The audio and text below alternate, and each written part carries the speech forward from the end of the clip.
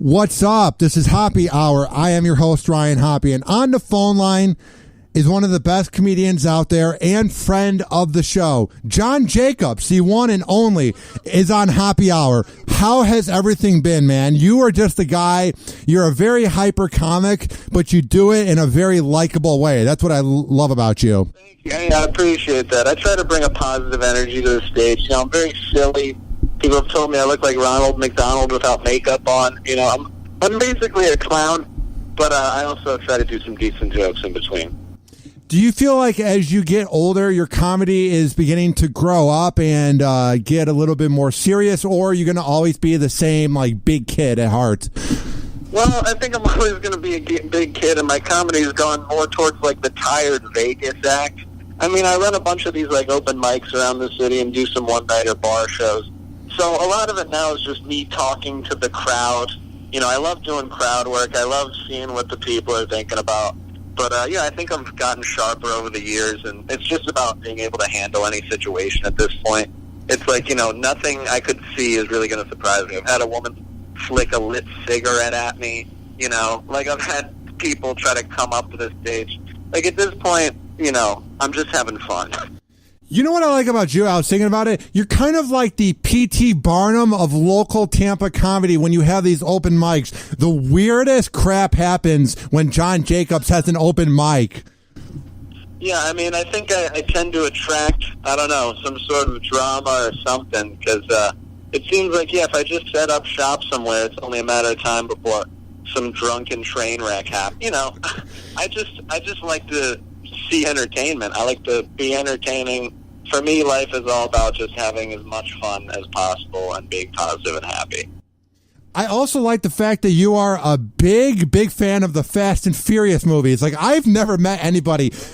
Yeah. I'm happy you even brought it up. I mean, here's the worst part. I'm such a huge fan of Fast and Furious. Like, those first 4, 5, 6, 7 movies I could watch over and over again. But after Paul died, I don't like how they handled it. I don't like the new movie. It ruined my childhood. I'm not the same person anymore, and it pisses me off. How sad was it for you 4 years ago now? Time flies. When Paul Walker died. I couldn't believe it. I mean, yeah, I love these movies. Absolutely crazy. I mean, Paul was kind of like the balance that kept it a little bit legitimate. Like, Tyrese and Ludacris would make jokes, and then Paul would, like, laugh ironically, like, ha, you know, keep it down, you guys, let's be cool about this. But he's not there anymore, so there's no balance, and it's just a bunch of fucking characters, man. I mean, yeah, I don't know if I'm allowed to curse. You can say whatever the hell you want, John Jacobs. Okay, perfect, yeah, because Fast and Furious gets me heated, man. And, you know, they've come a long way from stealing DVD players out of trucks to, like, you know, ripping bank vaults out of a police station in Brazil. It really escalated quickly over the years. But, yeah, I mean, I love the franchise. I'm sure I'm going to watch the next one, but it's not the same. I mean, Vin Diesel is, you know, basically the second best. That's what we got. You know, you could have said they're on the same level, but I would put them on the same level. Paul Walker was clearly the number one hero character in all these movies. I actually think Vin Diesel hurts the movies. I find his acting to be too bad. Like, The Rock's not a good actor, but he's good enough. But there's something about Vin Diesel, man, that I cannot take. Well, Vin Diesel's a homosexual, and I think being a closeted man takes a lot of energy and strain, which he seems to use to, you know, lift weights and get strong and jacked. But, you know, he's living like a double life, which is kind of hard to do. So, you know, he's acting 24/7. So it's hard to tell what's good and bad with him. Dude, you have so much passion about things that really don't matter. Is that what you brought to your latest CD? Is that kind of the type of work? Everything is subjective. And, yeah, if you look at the cover art for my album, there's, you know, a pretty blatant reference to the McDonald's Golden Arches logo. And, you know, my music is kind of like McDonald's. You know, it's quick, it's easy, it feels good. You know, maybe afterwards you think, what just happened back there? What are you saying there? So it's pretty good. I mean, it's so satisfying. I'm so happy with it. It's catchy. It's poppy. I could see this thing being like a number one on, like, the top. Everybody's going, you're going to win a Grammy. and I believe it, man. I'm going to win a fucking Grammy somehow with Summer at Southside and songs like Baby Looks Just Like Hitler. How are you going to make that happen? How is John Jacobs going to be on the red carpet at the Grammys? Oh, I'm going to make sure everyone in the world hears this music. I'm not going to sleep until I know I've done everything I can to make sure everyone has heard what I've made, because I'm so confident in it. I've never been confident about anything in my life, but this music is such a sure thing. Everybody, all ages, doesn't matter who you are, men, women, black, white, everybody loves this record. It's so good. I just love that you never, ever give up. I mean, the fact that you went from being on MTV, Are You There Yet? Is that the name of the show? Are You the One, yeah. And now you're like a professional comic. That's what I like about you, is I feel like you are one of the actually talented people to come out of anything MTV's ever produced. Thanks, man. I think so, too. Yeah, a lot of these reality bums don't have any talent, but actually do something.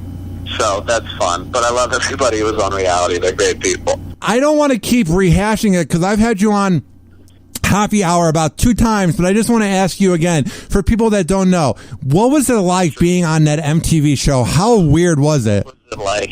Yeah, it was like being on spring break for a couple months, and they filmed everything, and they cut together the craziest, 10 hours or whatever. So, yeah, it was just, imagine you had a fun time and unlimited alcohol. There was no clocks. There was no TVs. You weren't allowed to read in there. It was just you and the other people. So everybody became obsessed with what every single person did, and they convinced people that a truth booth is a real thing.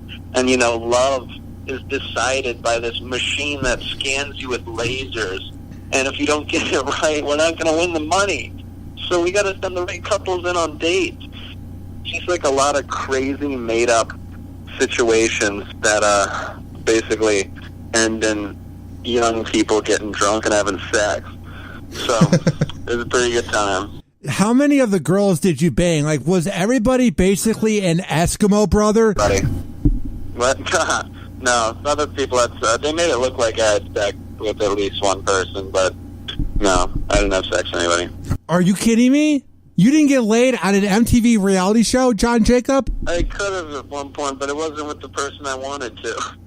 How are you doing now with the ladies? I mean, you can just walk up to them and be like, I was on MTV and I have a comedy CD. I'm fucking great.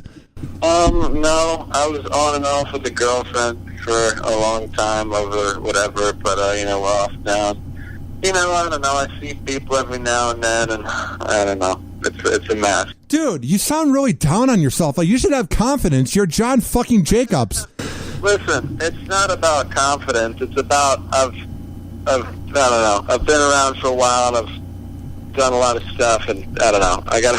I don't know what I'm doing, man. It's hard to keep up. It's because I live a very unique life, as you would imagine, being a comedian and my hours and just, I'm in bars drinking every night till whenever, doing whatever. So it's kind of hard to accept that.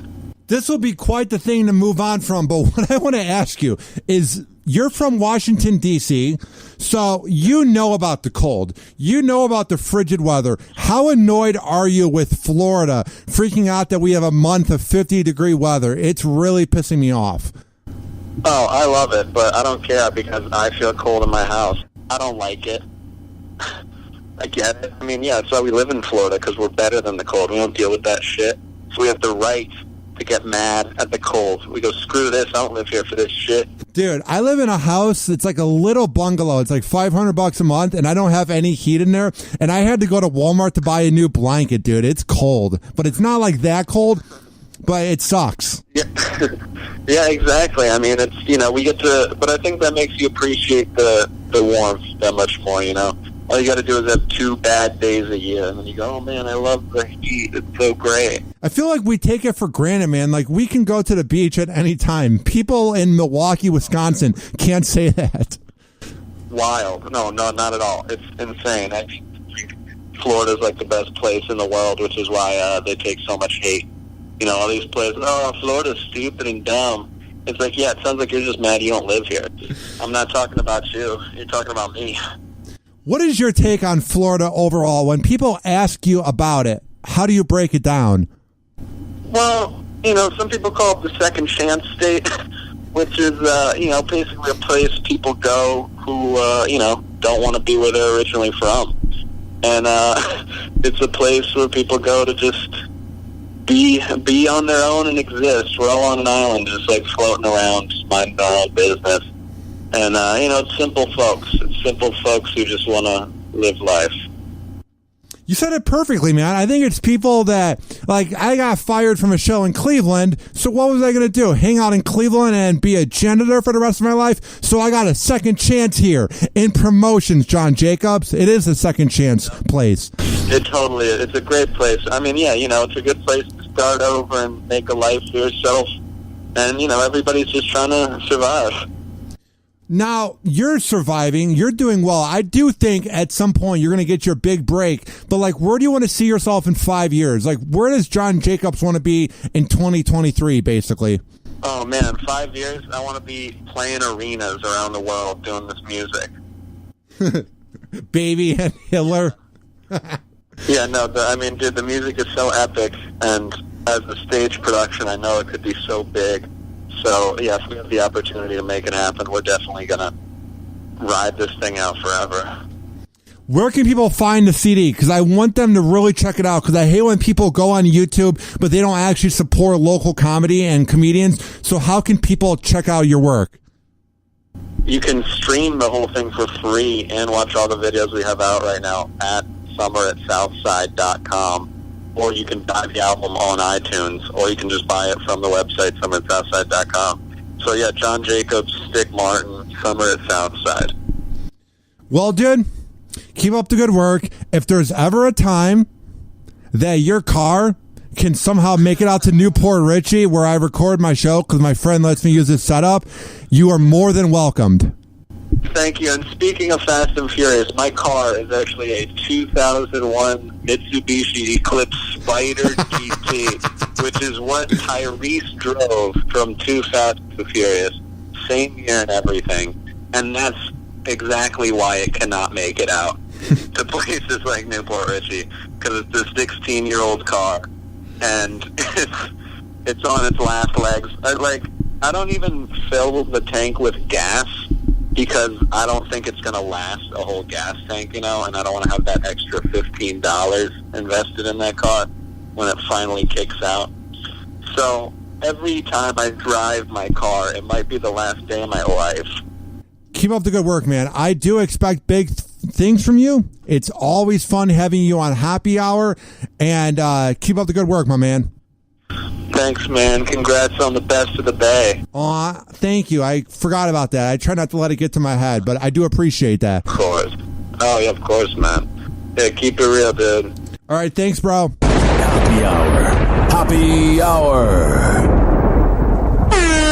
What's up? This is Ryan Hoppe from the award-winning Happy Hour podcast here in Tampa Bay, and I'm here today to talk about my new friend of Happy Hour, Tampa Bay bands, who have made the new Happy Hour t-shirts possible. And here's why you should check them out, because I'm a man of my words. They offer a broad range of decorating techniques that are all performed in-house, right there. Direct garment, screen painting, and embroidery. They are very exceptional, and they produce each order on an individual basis, so they care about making sure it comes to you as soon as possible. They operate at their own art setup and embroidery factory here in Tampa Bay, and they provide the highest quality screen printing in all of Florida.